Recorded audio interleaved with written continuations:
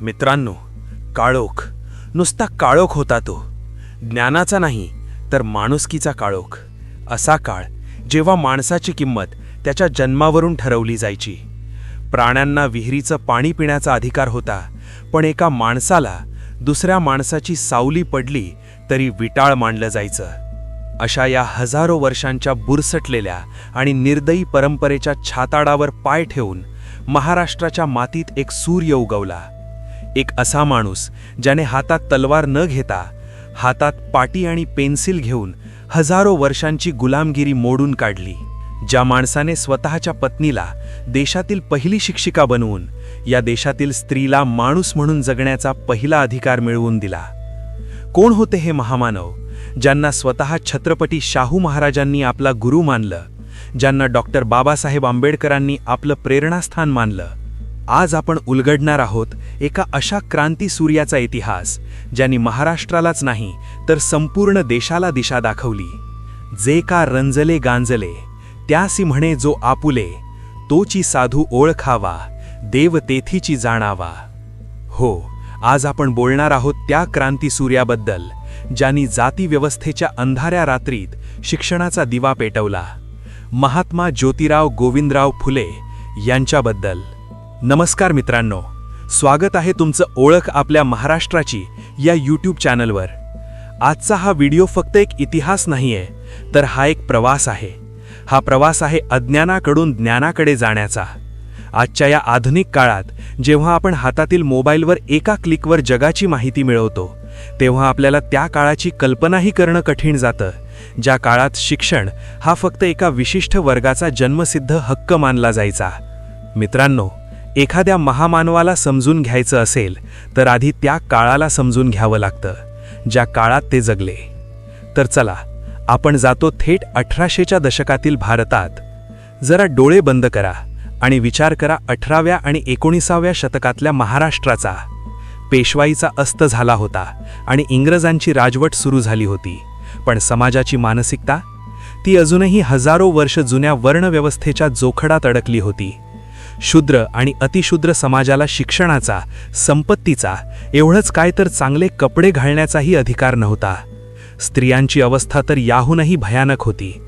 चूल आणि मूल एवढंच स्त्रीचं जग होतं. सतीप्रथा, केशवपण, बालविवाह यांसारख्या क्रूर प्रथांनी स्त्रियांचं आयुष्य नरका समान करून टाकलं होतं. विधवेचं जगणं म्हणजे जिवंतपणी मरण यातना भोगण्यासारखं होतं. अशा या भयंकर, कोंडट आणि अमानुषी वातावरणात एका क्रांतीची ठिणगी पडणं गरजेचं होतं, आणि ती ठिणगी पडली पुण्याच्या मातीत. आज आपण एका अशा महामानवाची गोष्ट ऐकणार आहोत, ज्यांनी एकट्याने समाजाच्या विरोधात उभं राहून लढा दिला. ज्यांनी स्त्रियांना, दलितांना, शूद्रांना सांगितलं, तुम्हालाही जगण्याचा, शिकण्याचा, सन्मानाने जगण्याचा अधिकार आहे. 19व्या शतकातील भारतात जेव्हा सगळीकडे जातीभेद, स्त्री पुरुष असमानता आणि अज्ञानाचा अंधार होता, तेव्हा एका साध्या माळी कुटुंबातील मुलाने एक क्रांती घडवली. ते फक्त समाजसुधारक नव्हते, ते एक विचारक होते, एक लेखक होते, एक शेतकरी होते, एक शिक्षणाचे पुजारी होते, आणि सर्वात महत्त्वाचं, ते एक माणूस होते ज्यांनी माणुसकीला सर्वात वरचं स्थान दिलं. पण त्यांची ही वाटचाल सोपी नव्हती. आज आपण त्यांच्या आयुष्यातील प्रत्येक टप्पा जाणून घेणार आहोत. त्यांचं बालपण, संघर्ष, यश, विचार आणि आजच्या काळातील त्यांचं महत्त्व. तर मित्रांनो, आरामात बसा आणि चला निघूया एका ऐतिहासिक प्रवासावर. 11 एप्रिल 1827 पुण्यातल्या कटगुण, सातारा इथून आलेल्या एका फुलमाळी कुटुंबात ज्योतिरावांचा जन्म झाला. त्यांच्या वडिलांचे नाव गोविंदराव आणि आईचे नाव चिमणाबाई होते. हे कुटुंब पेशव्यांना फुले पुरवण्याचं काम करायचं, म्हणूनच त्यांना फुले हे आडनाव मिळालं. पण नियतीचे खेळ बघा. ज्योतिराव अवघे 9 महिन्यांचे असतानाच त्यांच्या आईचं निधन झालं. मातृसुखाला पोरक्या झालेला या लेकराचा सांभाळ सगुणाबाई नावाच्या एका दाईने केला. लहानपणापासूनच ज्योतिराव अत्यंत कुशाग्र बुद्धीचे होते. त्यांना वाचनाची प्रचंड आवड होती. पण त्या काळातील रूढी परंपरांनुसार बहुजन समाजातील मुलांनी शिकणं हे पाप मानलं जायचं. वडिलांनी त्यांना स्थानिक मराठी शाळेत घातलं, पण काही कर्मठ लोकांच्या दबावामुळे गोविंदरावांनी ज्योतिबांची शाळा सोडवली आणि त्यांना शेतीच्या कामाला जुंपलं.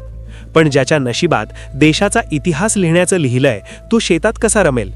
गफार बेग मुन्शी आणि ख्रिस्ती धर्मोपदेशक लिजिट साहेब यांनी ज्योतिबांची बुद्धिमत्ता ओळखली.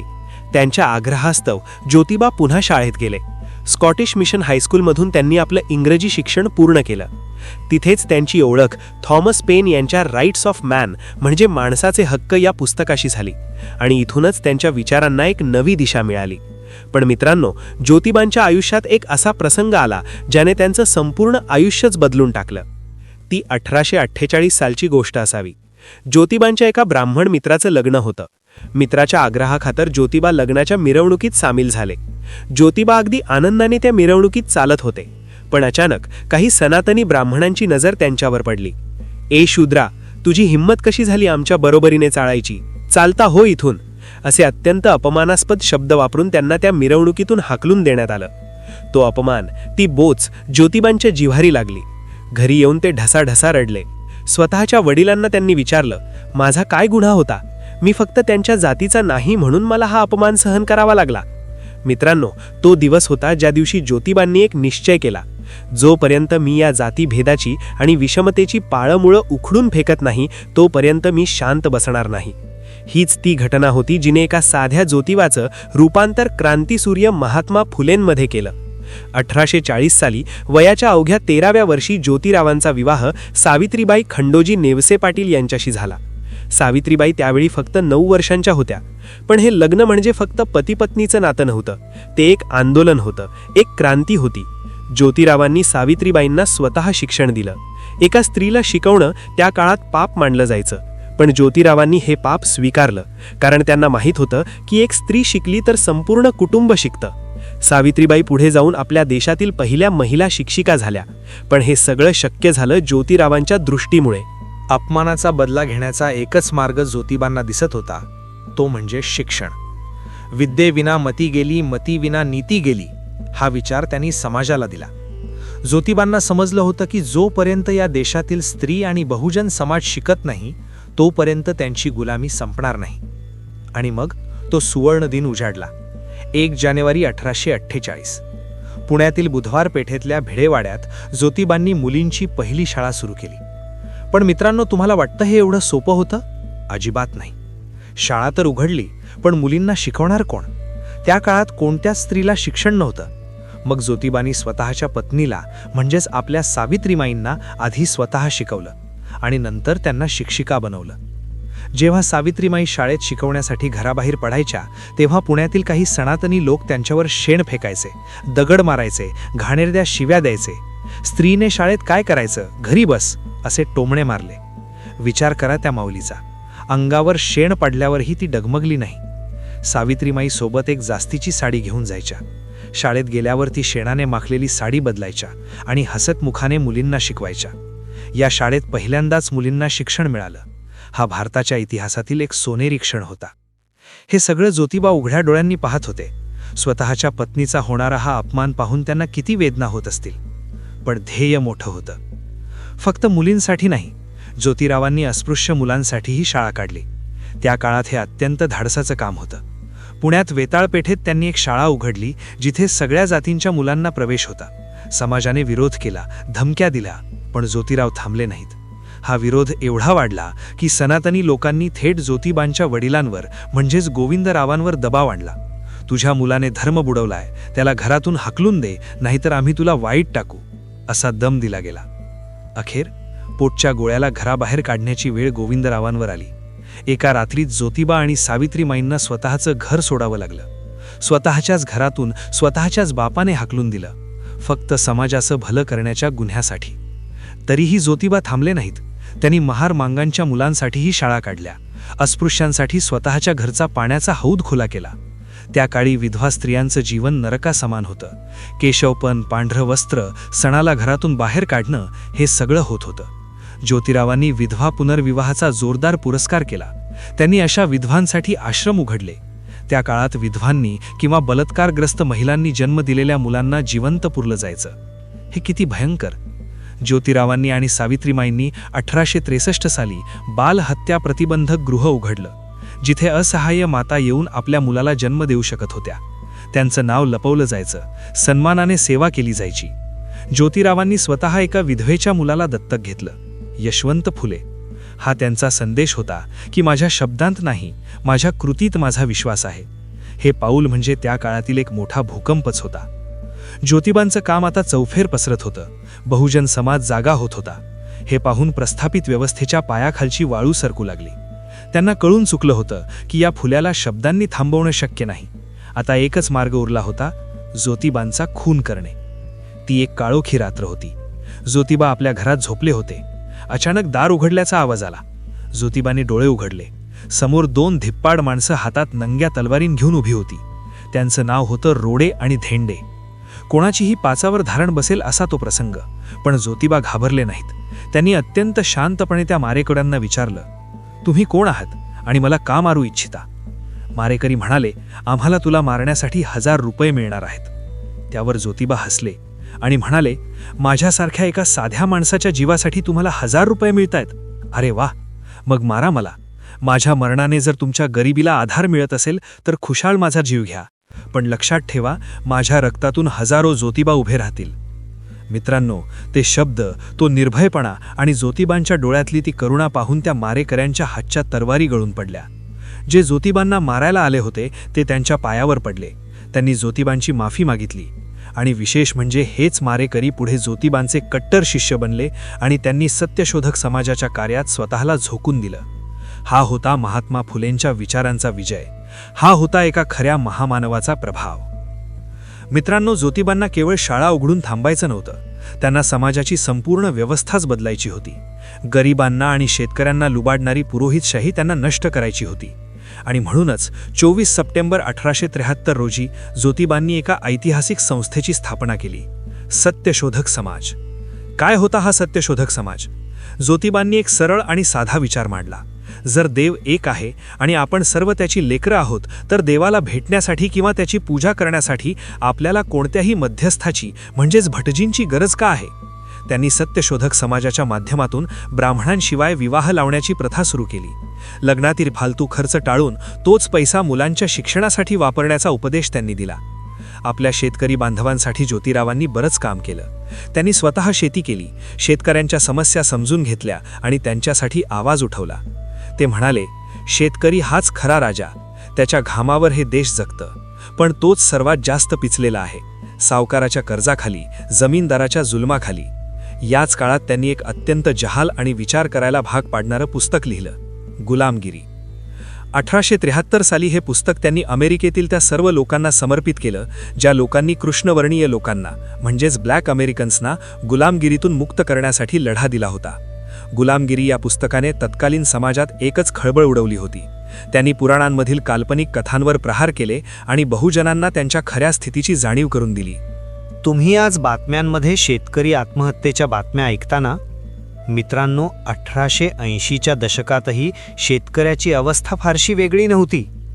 इंग्रजांचा अवाढव्य शेतसारा आणि सावकारांचा पाश यात माझा बळीराजा होरपळून निघत होता. या शेतकऱ्याच्या व्यथा वेशीवर टांगण्यासाठी ज्योतिबांनी एक पुस्तक लिहिलं, ज्याचं नाव आहे शेतकऱ्यांचा आसूड. या पुस्तकात ज्योतिबांनी शेतकऱ्यांच्या दारिद्र्याची कारणे अत्यंत परखडपणे मांडली आहेत. त्यांनी ब्रिटिश सरकारला थेट आव्हान दिलं, शेतीसाठी धरणे बांधा, कालवे काढा, शेतकऱ्यांच्या मुलांना कृषी शिक्षण द्या. अशा मागण्या त्यांनी आजपासून 130-140 वर्षांपूर्वी केल्या होत्या. विचार करा, त्यांची दृष्टी किती प्रगल्भ होती. एक ऐतिहासिक प्रसंग सांगतो. 1888 मध्ये इंग्लंडचा राजपुत्र ड्यूक ऑफ कॅनॉट पुण्यात आला होता. त्याच्या स्वागतासाठी पुण्यात एका भव्य कार्यक्रमाचं आयोजन करण्यात आलं होतं. सर्व श्रीमंत लोक, राजे रजवाडे भारी कपडे आणि दागदागिने घालून आले होते. पण आपले ज्योतिबा तिथे कसे गेले माहितीये? फाटकी धोत्र, डोक्यावर मुंडासे, अंगात घोंगडी आणि हातात काठी. एका सामान्य दरिद्री शेतकऱ्याच्या वेशात ज्योतिराव त्या कार्यक्रमात पोहोचले. इंग्रज अधिकारी अवाक झाले. तेव्हा ज्योतिराव भर सभेत उभे राहिले आणि राजपुत्राला उद्देशून म्हणाले, महाराज, या समोर बसलेल्या श्रीमंतांना पाहून हिंदुस्थानची खरी स्थिती समजू नका. खरा हिंदुस्थान खेड्यापाड्यात उपाशी मरतोय. मी त्या हजारो दरिद्री शेतकऱ्यांचा प्रतिनिधी म्हणून इथं उभा आहे. जर तुम्हाला खरा भारत पाहायचा असेल तर माझ्यासोबत खेड्यात चला. केवढे हे धाडस! एका साम्राज्यशाहीच्या सर्वोच्च प्रतिनिधीसमोर आपल्या मातीतील शेतकऱ्याची व्यथा मांडणारा हा पहिला आणि एकमेव नेता होता. मित्रांनो, आपण आज राईट टू एज्युकेशन म्हणजे शिक्षण हक्क कायद्याबद्दल बोलतो. 12वी पर्यंत मोफत शिक्षणाच्या गप्पा मारतो. पण तुम्हाला माहीत आहे का, या मोफत आणि सक्तीच्या शिक्षणाची पहिली मागणी कोणी केली होती? ती केली होती ज्योतिबांनी. 1882 साली ब्रिटिश सरकारने भारताच्या शिक्षण व्यवस्थेचा आढावा घेण्यासाठी हंटर कमिशन नेमलं होतं. या कमिशनसमोर महात्मा फुलेंनी अत्यंत ठामपणे एक निवेदन सादर केलं. त्यांनी स्पष्ट शब्दात सांगितलं, सरकार जो महसूल गोळा करतं तो बहुतांश सामान्य शेतकरी आणि कष्टकऱ्यांकडून येतो, पण त्याचा वापर फक्त उच्चवर्णीयांच्या शिक्षणासाठी होतो. हे थांबलं पाहिजे. प्राथमिक शिक्षण हे सर्वांसाठी सक्तीचे आणि मोफत असले पाहिजे. शिक्षकांचे पगार वाढवा, अभ्यासक्रम शेती आणि उद्योगाशी जोडलेला असावा, अशा त्यांच्या मागण्या होत्या. आज आपण जे आधुनिक शिक्षणाचं मॉडेल पाहतो त्याचा खरा पाया ज्योतिबांनी त्या काळातच रचला होता. ज्योतिबांनी आपलं संपूर्ण आयुष्य लोकांच्या कल्याणासाठी झिजवलं. त्यांच्या या अतुलनीय योगदानाची दखल घेऊन 11 मे 1888 रोजी मुंबईतील कोळीवाडा म्हणजे मांडवी येथे राव बहादूर वंडेकर यांच्या अध्यक्षतेखाली जनतेने त्यांना महात्मा ही पदवी बहाल केली. पण मित्रांनो, ज्योतिबांचे शरीर आता थकत चालले होते. 1888च्या जुलै महिन्यात त्यांना पक्षाघाताचा म्हणजेच पॅरालिसिसचा झटका आला. त्यांची उजवी बाजू लुळी पडली. पण ते फुले होते. हार मानणं त्यांच्या रक्तातच नव्हतं. उजवा हात काम करत नसतानाही त्यांनी आपल्या डाव्या हाताने लिहायला सुरुवात केली आणि त्याच आजारी अवस्थेत त्यांनी त्यांचा शेवटचा आणि अत्यंत महत्त्वाचा ग्रंथ लिहून पूर्ण केला, सार्वजनिक सत्यधर्म. अखेर 28 नोव्हेंबर 1890चा तो काळा दिवस उजाडला. या महान क्रांतीसूर्याने पुण्यातील आपल्या राहत्या घरी अखेरचा श्वास घेतला.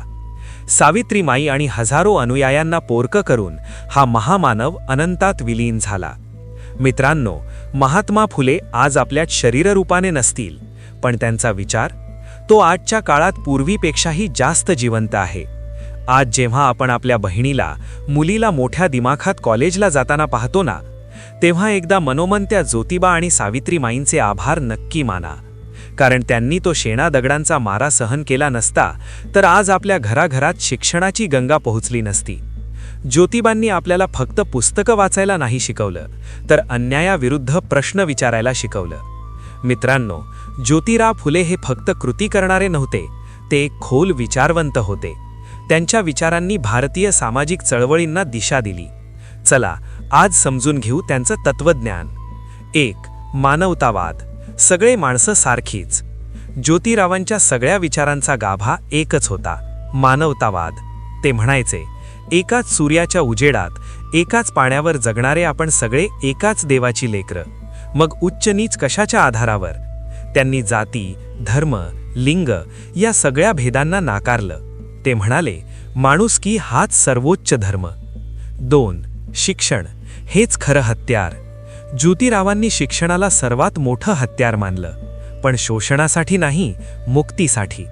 त्यांनी सांगितलं, विद्येविना मती गेली, मतीविना नीती गेली, नीतीविना गती गेली, गतीविना वित्त गेले, वित्ताविना शूद्र खचले, इतके अनर्थ एका अविद्येने केले. हे ओळी आजही किती खऱ्या वाटतात नाही का? ज्योतिरावांना वाटत होतं की जोपर्यंत दलित, महिला, शेतकरी शिकत नाहीत तोपर्यंत खरी क्रांती होणार नाही. शिक्षणच त्यांना गुलामगिरीतून मुक्त करू शकतं. 3. जाती व्यवस्थेला विरोध. ज्योतिरावांनी जाती व्यवस्थेला मुळातूनच नाकारलं. ते म्हणाले, जन्माने श्रेष्ठ कनिष्ठ असत नाही, माणूस आपल्या कर्मांनी श्रेष्ठ ठरतो. त्यांनी ब्राह्मणवादाला म्हणजे कोणत्याही एका गटाच्या धर्म आणि समाजावरील मक्तेदारीला जोरदार विरोध केला. देवाने सगळ्यांना समान बनवलं, मग माणसांनी एकमेकांमध्ये भेद का निर्माण केला? हा त्यांचा कळीचा प्रश्न होता. 4. स्त्री स्वातंत्र्य. स्त्री ही अबला नाही, ती सबला आहे, हा ज्योतिरावांचा विश्वास होता. त्यांनी सांगितलं की स्त्री शिकली तर ती आपल्या मुलांना, कुटुंबाला, समाजाला घडवेल. स्त्री शिक्षण म्हणजे समाजाची प्रगती. त्यांनी स्त्रियांच्या पुनर्विवाहाचा, शिक्षणाचा, आर्थिक स्वातंत्र्याचा पुरस्कार केला.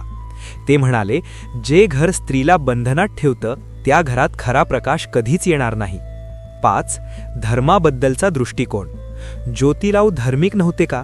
होते, पण त्यांचा धर्म माणुसकीचा होता, भेदभावाचा नव्हता. त्यांनी सार्वजनिक सत्यधर्म हा ग्रंथ लिहिला, ज्यात त्यांनी एका सार्वत्रिक बुद्धिनिष्ठ धर्माची संकल्पना मांडली. त्यांना वाटायचं की प्रत्येक माणसाचा निर्माता एकच, मग त्याला आपण निर्मिक म्हणा. त्या निर्मिकाच्या दृष्टीत सगळे समान आहेत. छान. शेतकरी चळवळ. ज्योतिरावांनी शेतकऱ्यांसाठी विशेष काम केलं. त्यांनी सावकारी पाशातून शेतकऱ्यांना वाचवण्यासाठी आवाज उठवला. त्यांनी सांगितलं की शेतकऱ्याने संघटित व्हावं, एकत्र यावं. बळीराजा ही संकल्पना म्हणजे शेतकरी हाच खरा राजा ही ज्योतिरावांनीच मांडली. आजही बळीराजा हा शब्द शेतकऱ्यांसाठी वापरला जातो. थोडक्यात सांगायचं तर ज्योतिरावांचं तत्वज्ञान होतं, शिका, संघटित व्हा, संघर्ष करा. हेच तत्वज्ञान नंतर डॉक्टर बाबासाहेब आंबेडकरांनीही पुढे नेलं. ज्योतिराव हे आंबेडकरांचे खरे वैचारिक पूर्वज होते. मित्रांनो, आता आपण जाणून घेऊ ज्योतिरावांच्या आयुष्यातील काही अशा गोष्टी ज्या तुम्हाला कदाचित माहीत नसतील. हे आहेत काही रोचक तथ्ये जे ऐकून तुम्हाला अचंबा वाटेल. तथ्य 1. ते पहिले होते. ज्योतिराव फुले यांनी काढलेली मुलींची शाळा ही केवळ महाराष्ट्रातीलच नाही तर सबंध भारतातील पहिली मुलींची शाळा मानली जाते. आज देशात लाखो मुली शाळेत जातात. त्या सगळ्यांच्या मागे आहे ज्योतिरावांचं स्वप्न. तथ्य 2. महात्मा गांधींपूर्वी महात्मा. आपण सहसा महात्मा हे विशेषण फक्त गांधीजींशी जोडतो, पण ज्योतिराव फुले यांना हे पद गांधीजींच्या आधी 1888 साली मिळालं होतं. तथ्य 3. सावित्रीबाई, भारताच्या पहिल्या महिला शिक्षिका. ज्योतिरावांनी सावित्रीबाईंना शिकवलं आणि त्यांना भारताच्या पहिल्या महिला शिक्षिका बनवलं. याशिवाय सावित्रीबाई या भारतातील पहिल्या मुख्याध्यापिकाही होत्या. या 2 जीवांनी मिळून इतिहास घडवला. तथ्य 4. ते शेतकरी होते. ज्योतिराव फुले फक्त समाजसुधारक नव्हते, ते एक कार्यरत शेतकरी होते. त्यांनी स्वतः शेती केली, कंत्राटी कामे केली, दगडांची खाण चालवली. त्यांनी आपल्या कामातून पैसे मिळवले आणि ते पैसे समाजकामासाठी वापरले. ते आर्मचेअर थिअरिस्ट नव्हते, ते कृतिशील समाजसुधारक होते. तथ्य 5. आंबेडकरांवर प्रभाव. डॉक्टर बाबासाहेब आंबेडकर ज्योतिरावांना आपले गुरु मानायचे.